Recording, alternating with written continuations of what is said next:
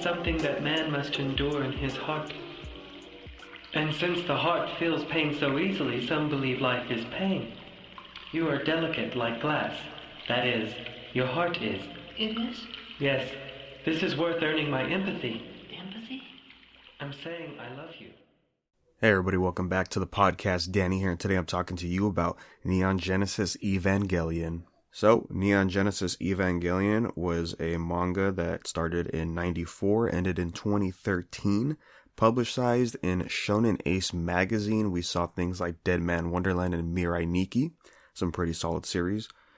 And 97 chapters in total, and this is written and drawn by, of course, Yoshiyuki Sadamoto, the main man behind Gainax. So yeah, a while back on the podcast, almost 2 years ago now, I think, I finally watched Evangelion for the first time, the anime, just to see what's going on.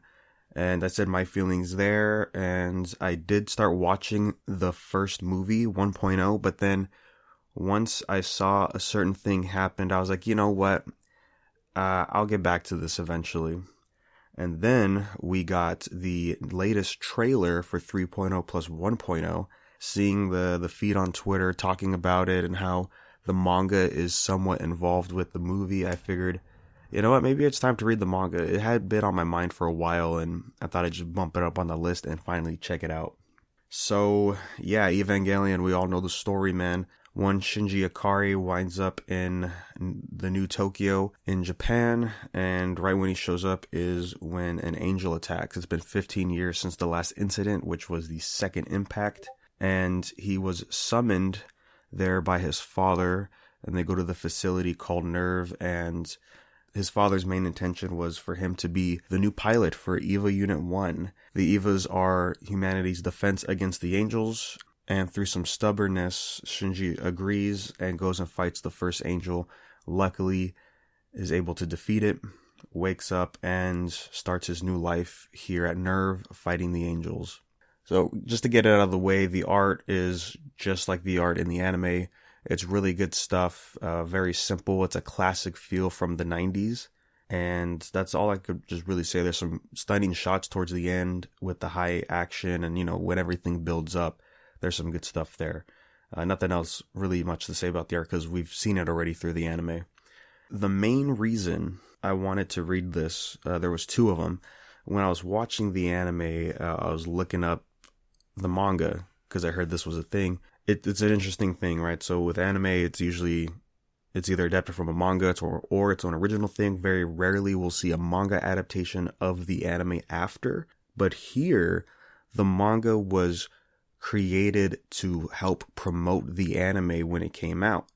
The anime premiered in October of 95, so this was 10 months prior to its release. The second interesting thing I thought about the series was the fact that this manga ended in 2013, way after the anime ended.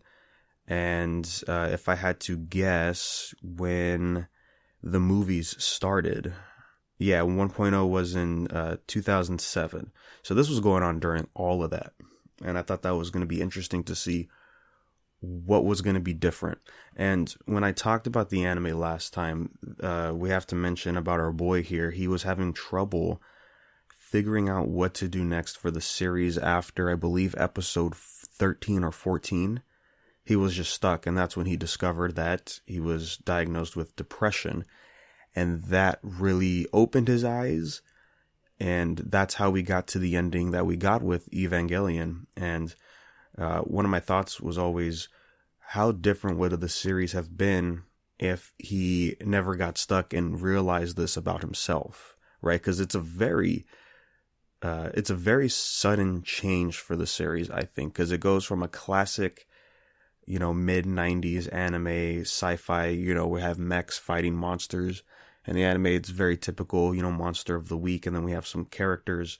And then we get some build up with them. We see some growth and all that. And then we start getting to the weird stuff that is Evangelion. So I was super curious to see how the approach for the manga was. And as far as the writing goes, it's pretty much the same. But there are a few additions in here that I like. Early on, there was just certain things hinting that, whoa, there's something even crazier going on, which I thought was interesting because you could really only do that with a manga. I've mentioned it before on series like Trigun, where that's a completely different story than what the anime is. The anime gets the broad strokes, but the manga really goes deep into a lot of stuff.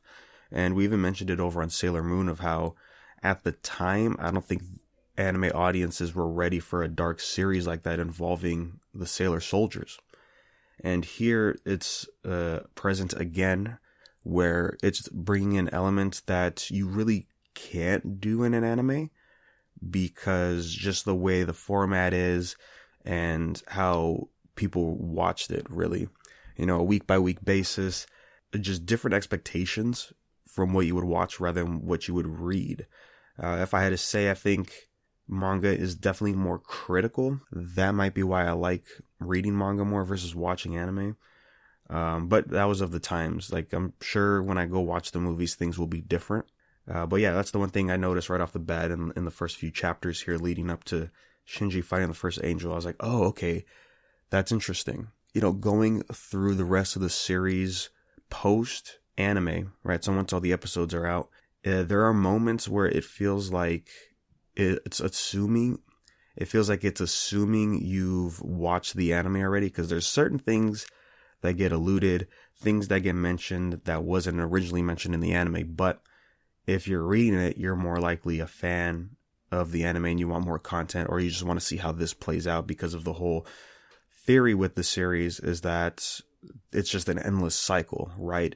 We're always going to restart back to Shinji hopping off the train, right? As soon as we get to the end of the series, boom, we're starting over, but it's going to take a slightly different route. I haven't seen the movies yet, so I can't say for sure that's something that happens, but I will say it makes more sense reading the manga now because of the last chapter. But the whole thing of the cycle repeating infinitely, I don't know how I feel about that. But then again, the reason why we're here is because of the trailer for the new movie, so I'll talk about that in a future main episode once I caught up to the films. The other important thing to talk about with this manga has to be with our main character himself, Shinji. One thing I was kind of iffy with the anime was Shinji's personality. It was definitely a different approach back in the day, right? He was sort of self-hating, nervous, antisocial, depressed, whatever it is that Shinji had that was bothering him and made him the way he was. Throughout the anime, we saw his growth, right? He was finally becoming comfortable with people, being able to laugh, actually live a normal life in a sense, aside from the fact that he's piloting these mechs. When we get to the end, and then with End of Evangelion, he does certain decisions, particularly with Asuka, if you know what I'm talking about, that iconic scene where he says he's so fucked up. And I disagreed with that scene. I didn't think Shinji would have done that because of his character growth. And thinking more on it now, I mean, I can understand the regress that he would have in his psyche at that moment with everything going on. But I still think, I don't think he would have just done something like that. And, you know, early on, like the first maybe 15, 20 chapters of reading the manga, I was thinking, wow, Shinji is a lot more different than I thought here. He is what I expected to see in the anime. He's a very traditional, angsty teenage protagonist for this kind of series. He's not as awkward, depressed, nervous, you know, all the things that he is in the anime, they're not really here, but it gets naturally built up throughout the entire series. So when we finally get to the End of Evangelion moments, it all feels natural, because really the story is a breakdown of Shinji's character. You know, he's sort of like a neutral party when it comes to human emotions. Like, that's what he kind of represents. And then we have Rei and Asuka, and they represent the other sides. And to see Shinji go from positive back to neutral down to negative, I think that's one of the main purposes here. And definitely with Sadamoto's realization of his depression, right? The ups and downs that you can have when being diagnosed with that, and the realization that you have and all that. I think that's, you know, I said it did dictate how the rest of the series go, and you could tell it's a main factor here. He wanted to express that more, and I think that was good. Also, there are scenes that are taken out in the manga compared to the anime, especially with the I'm so fucked up scene that's not in here. And I think that's for the best because it's replaced with something else that I think is good. So kudos to that. And you end up liking his character more. He feels like what he should have felt like in the beginning. He still has all the same stuff going on with him, with his father, their relationship, him just trying to just be normal, but he doesn't understand what that is. And other stuff to talk about is everything else is great. The build-up's good, character progression's great. We can see the growth in a few characters here. Things are laid out more so you can understand what's really going on. Because, there are moments in the anime where I question, like, how did we get to this moment? This feels kind of rushed, but 26 episodes, you gotta just pump them out. And sometimes you lose some of that. And here in the manga, we get all the detail. And then we actually get some real answers at the very end when, when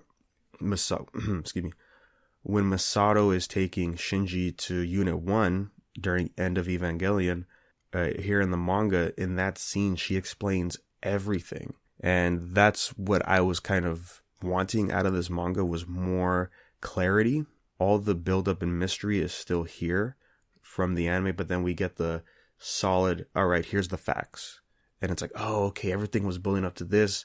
And, when you start reading the explanations, it all makes sense. It's all intertwined and all that good stuff.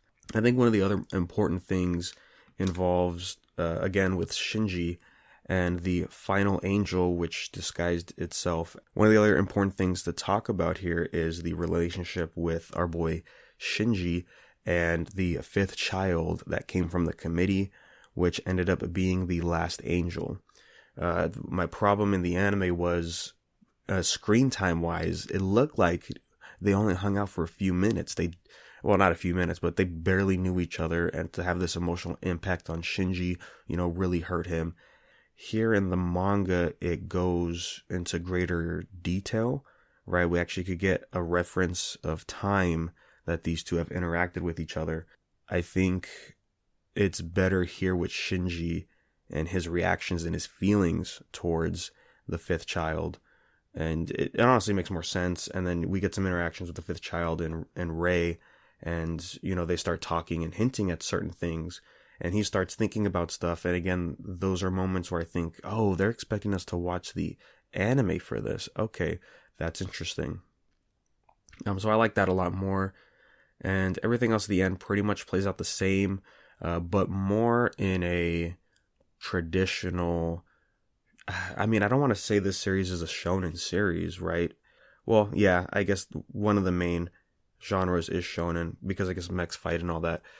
So yeah, at the end, I would say it goes into a slightly more traditional shonen route before things get really weird with the third impact.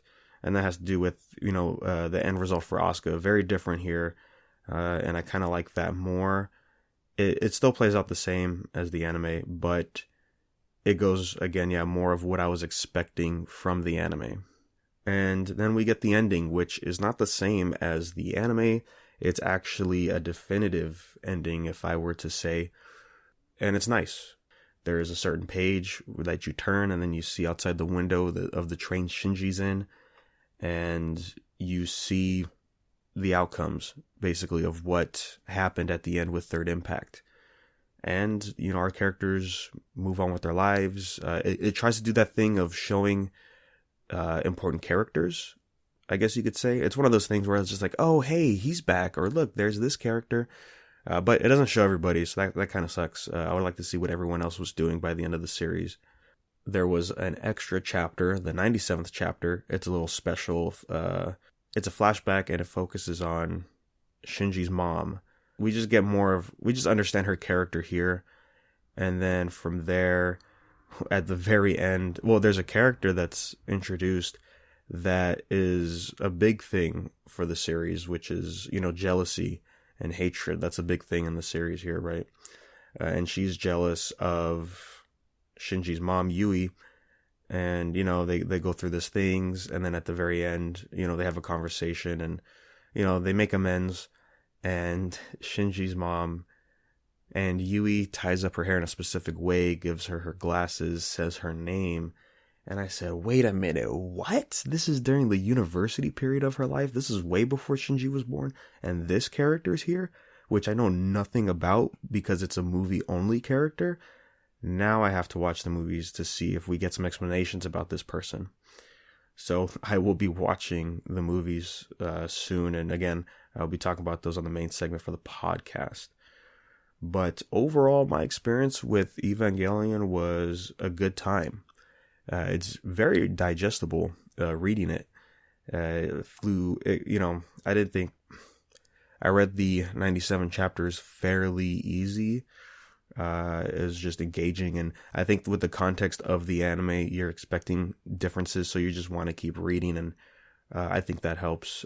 But if you are going to read the manga, I suggest you would watch the anime first, just because certain things kind of, the way they play out and things that are hinted, I think it's fine if you're going in for your first time, but if you watch the anime, you're like, oh, so this is how they're going to do it here. That's interesting. I think the compare and contrast is easier from anime to manga rather than manga to anime. And I think my verdict for now is I think I like the manga the best. It's structurally the same exact story. There's better beats and moments here throughout. There is cut content. They don't fight every single angel from the anime, but it didn't feel like a hindrance to what's going on. Like, we're just telling the story, and if we have to trim the fat, then so be it. From what I've seen from the movie, like the first one, I think I would still say this is my favorite form for Evangelion. What am I trying to say, guys? Go read Evangelion. It was a good time. The version I read, I think, might be the only version you could find. I don't know, because they did reprints, I think, of the manga, right? But I read the version that was published back in Viz in comic book form. Oh, just like when I read Akira, right? It was formatted out here during that time, so they didn't care about keeping it right to left. Though sometimes the scanlations did keep it the same, because I guess there was a certain point where the manga ran so long, the scanlations just became the weekly magazine scans. So there was that, and that kind of held its traditional format. Overall, that's all I have to say about Evangelion, the manga. It's definitely an interesting time. It's worth your time, I think. If you're a fan of the series, you can get more clear answers, and, you just relive the moments, but in a slightly different light that I think is overall better.